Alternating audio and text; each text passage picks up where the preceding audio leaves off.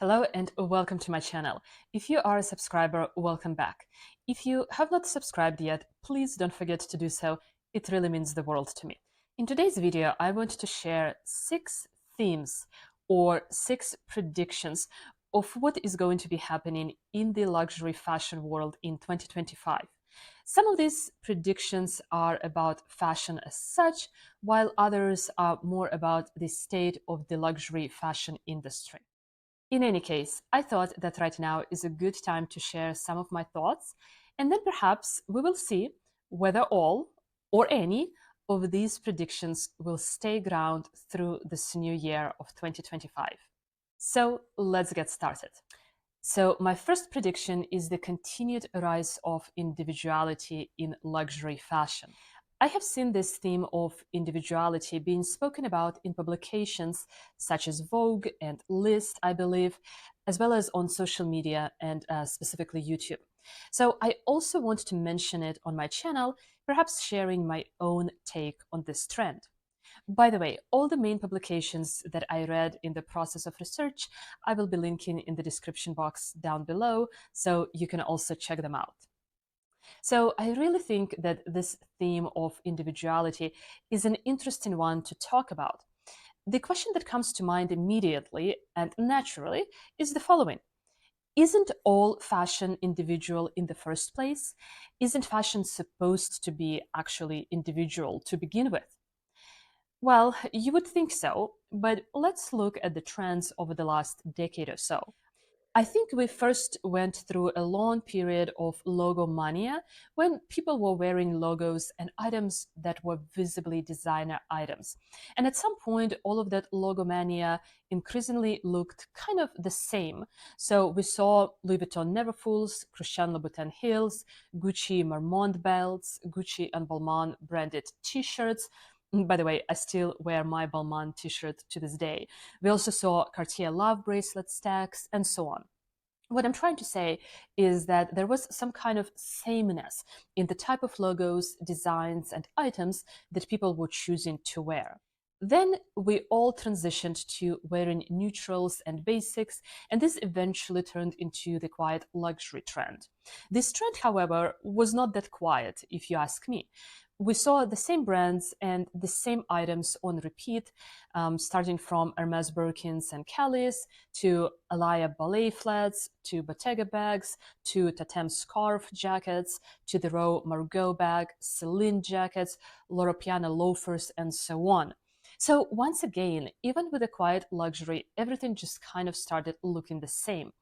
And it was not helping that we were still in this neutrals era and the colors looked the same as well, very beige and very muted.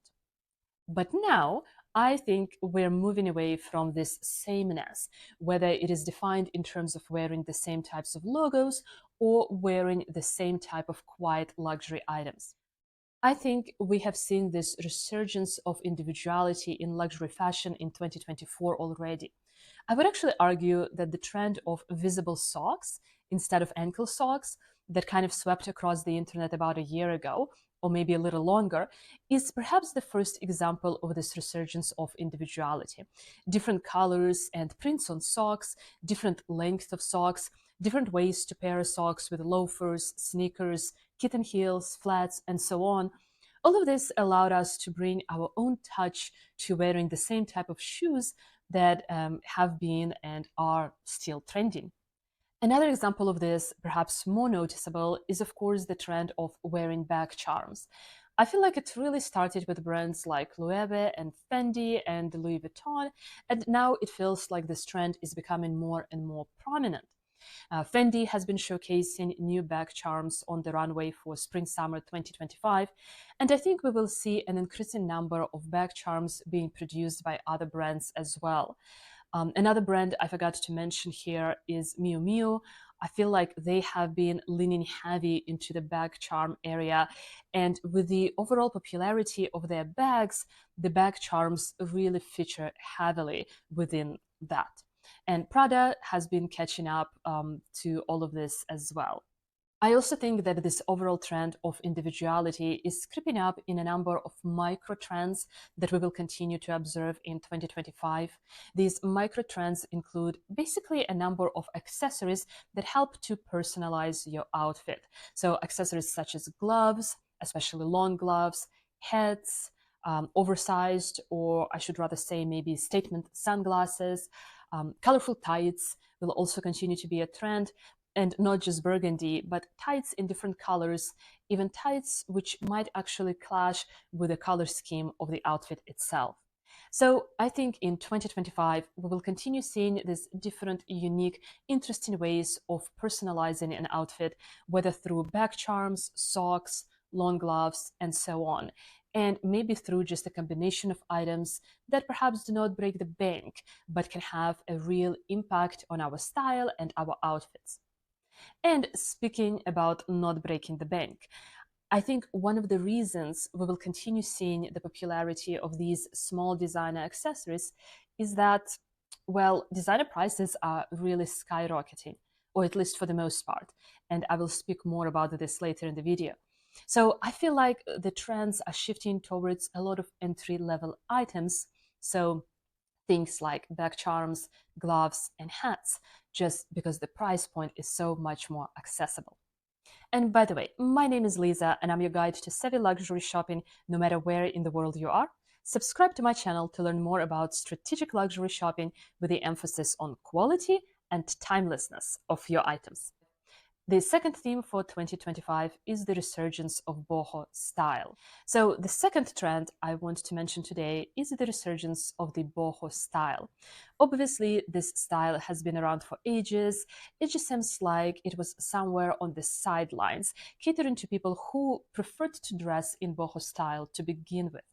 However, I think it is the resurgence of Chloe as a designer brand under the new creative director, Chimena Kamali, that is really spearheading this trend. So, for quarter three of 2024, according to the list index, Chloe took the number 20 place in the list of the hottest brands, which does not sound like much up until you realize that Chloe was not on the list previously, so it just broke into the top 20.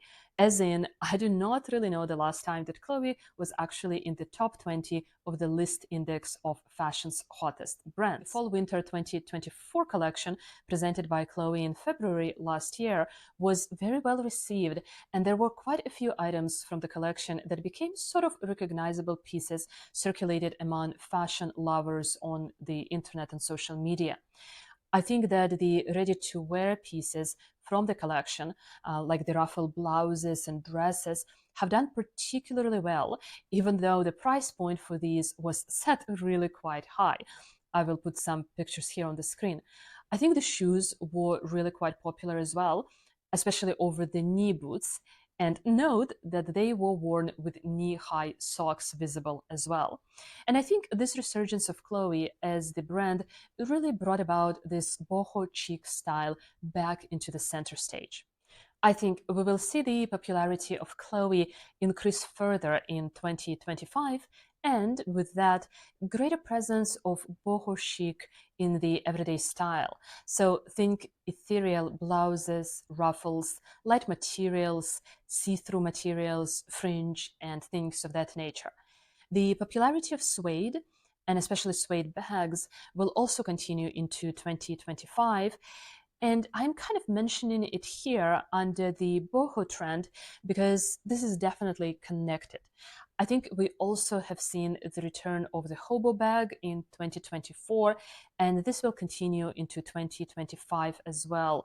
Think suede hobo bags and just bags in a more relaxed style than what we have been wearing for several years now. And all of this really contributes to the rise of the boho style. Even the way that the bags have been worn on the runways in this slouchy look with the models holding the bottom of the bags. I will put some pictures up on the screen to make myself clear. Even that to me looks like the comeback of a more relaxed boho style. Another example that comes to mind is Louis Vuitton Speedy Soft Boho, which was first launched in the summer of 2024 and then again for the fall-winter collection. I think we will continue seeing the popularity of this bag increase as well in 2025. Theme number 3, continued popularity of large bags. And speaking of bags, I actually want to separate out a bag trend as well and talk about the rise of large and roomy handbags, mostly tote bags, that will continue next year or will continue this year of 2025. I think that for years now, we have been wearing really small bags, not just the mini bags, but kind of small bags in general. And this has been changing and will continue to change in 2025. I think micro bags will continue to be popular, but perhaps only as accessories or bag charms attached to larger bags. It seems like we have seen a lot of larger bags on the runways and perhaps larger iterations of familiar bags as well. Let's take Fendi as an example and the Fendi Mama baguettes that were shown on the runway for Spring-Summer 2025. A lot of these bags were large in size. I think overall there seems to be 3 sizes, but I'm not sure.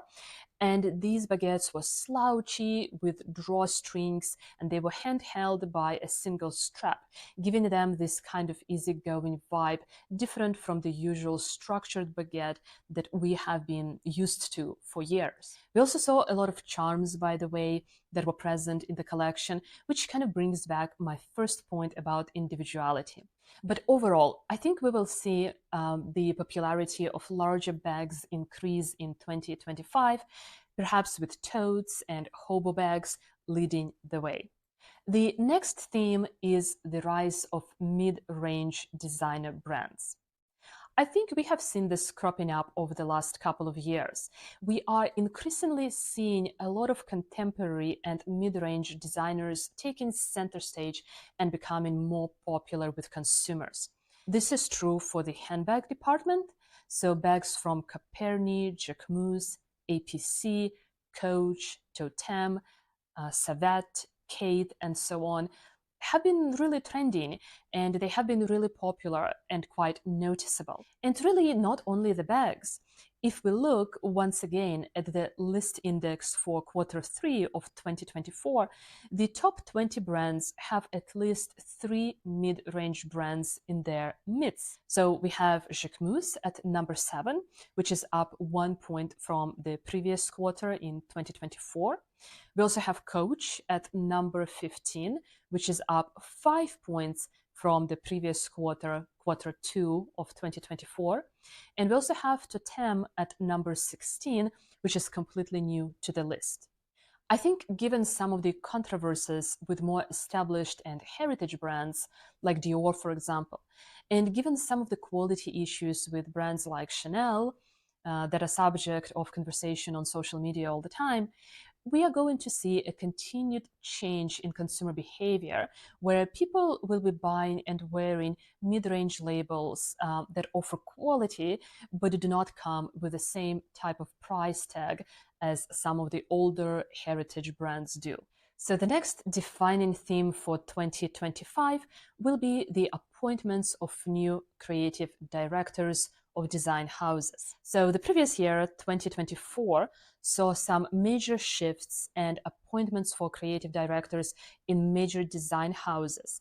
And this will continue into this year of 2025. Some main changes to look out for are going to be the following. So we have Louis Trotter, who is replacing Matthew Blasey as Bottega Veneta's creative director, and that's going to be starting at the end of January 2025. And Matthew Blasey will in turn make his first collection at Chanel in October 2025 with a runway collection for the Paris Fashion Week. Michael Ryder is returning to Celine as artistic director, also starting from early 2025. And lastly, for Dries Van Noten, Julian Klausner, who has been with the house since 2018, will present his first runway collection as creative director in March this year.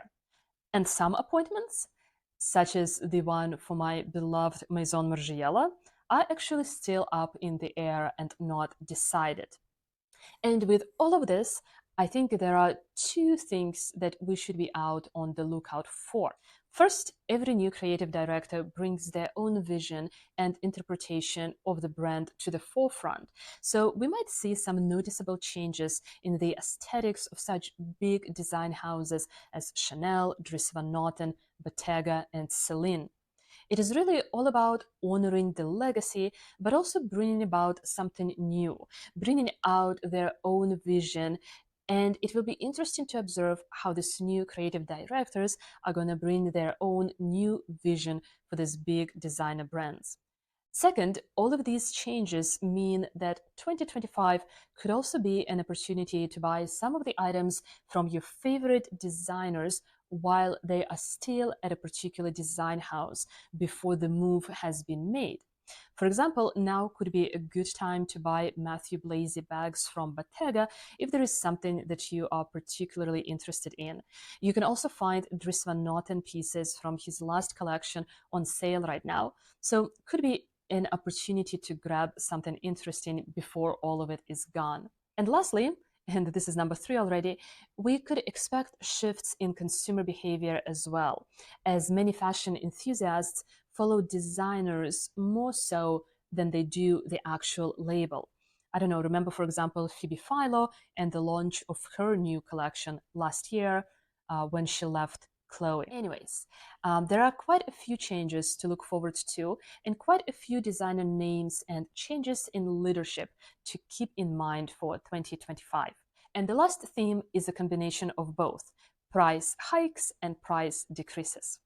So lastly, I want to talk about two seemingly contradictory pricing trends that we are likely to see in 2025. For the big luxury brands that firmly maintain their popularity, we are likely to continue seeing price increases. Hermes has already announced a price increase in January this year, and we will probably also continue seeing price increases from other major brands, like Chanel, obviously. Some of the changes in creative directors that I spoke about just now could also lead to price increases. We have seen this in 2024 with the new creative directors and new collections at Gucci and also Burberry. However, another trend that we should be on the lookout for is the much more pleasant trend of price decreases. And this is based on the experience with Saint Laurent lowering their prices this past year, and Burberry openly stating that they overpriced their collections and are now in a financial trouble, as we know. Given the popularity of mid-range contemporary design houses, I think we are likely to see further price decreases from some brands in 2025 and simultaneous price increases from other brands. And in many ways, these will depend on how popular the brands are and how well they manage to maintain consumer interest and consumer spending. Well, that's it from me today. Let me know in the comments down below. What do you think? Have I missed any major themes? Do you disagree with anything that I have said? And before you go, watch this video next. In this video, I talk about luxury shopping habits that I think we should leave in 2024.